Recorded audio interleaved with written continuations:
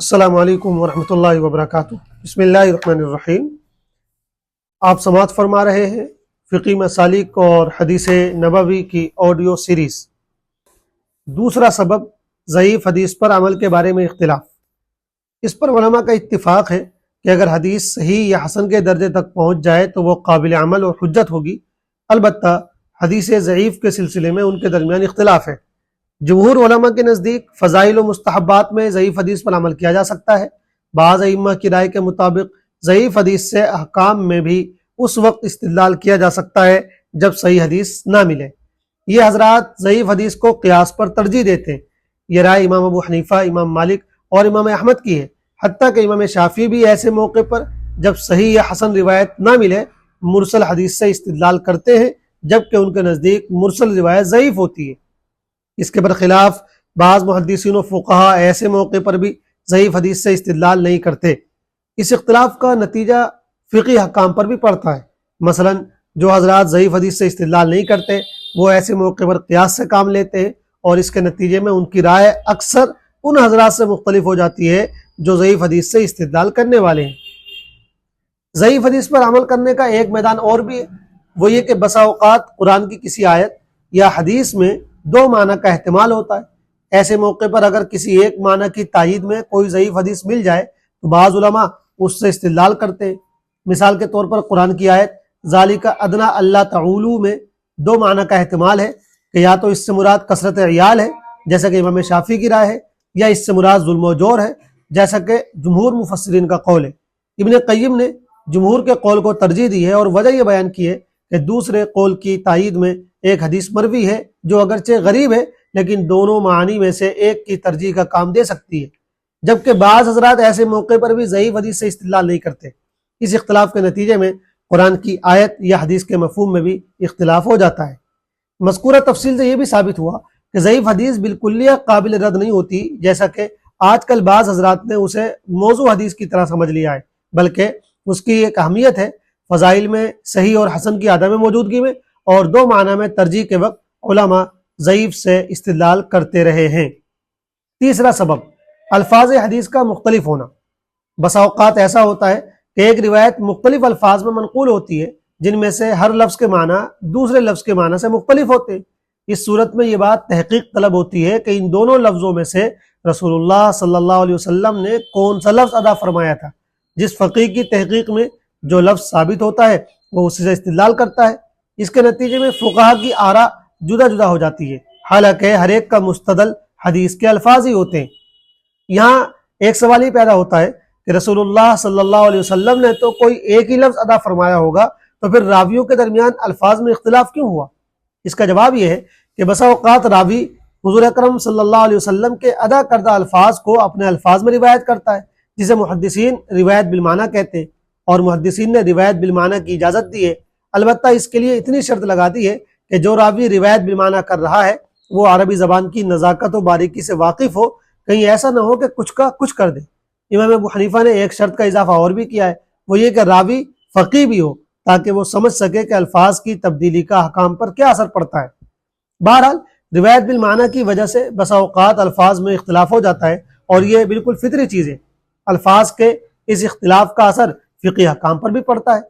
مندرجہ ذیل دو مثالوں سے یہ بات مزید واضح ہو سکتی ہے۔ پہلی مثال، ایک حدیث ہے من صلی علی جنازۃ فی المسجد فلا شیء علیہ، کہ جس نے مسجد میں جنازے کی نماز پڑھی اس پر کوئی حرج نہیں، جبکہ بعض روایات میں فلا شیء لہ کے الفاظ ہیں، یعنی جس نے مسجد میں نماز جنازہ پڑھی اس کے لیے کچھ نہیں، یعنی اس کو نماز پڑھ کر کچھ حاصل نہ ہوا۔ لہو اور علیہ دونوں طرح کے الفاظ مروی ہیں اور دونوں کا مفہوم الگ الگ ہے۔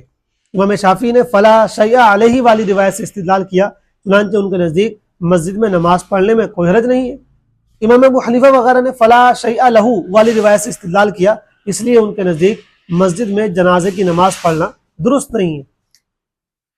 دوسری مثال، ایک دوسری روایت میں کہ جماعت کھڑی ہو جائے تو دوڑ کر مت جاؤ، سکون اور وقار سے جاؤ، جو رکعتیں مل جائیں انہیں پڑھ لو، اور جو چھوٹ جائیں اس کے بارے میں دو طرح کے الفاظ ہیں، ایک فَأَتِمُّوا کہ اسے پورا کر لو، اور دوسرے فَقْضُوا کہ اس کی قضا کر لو۔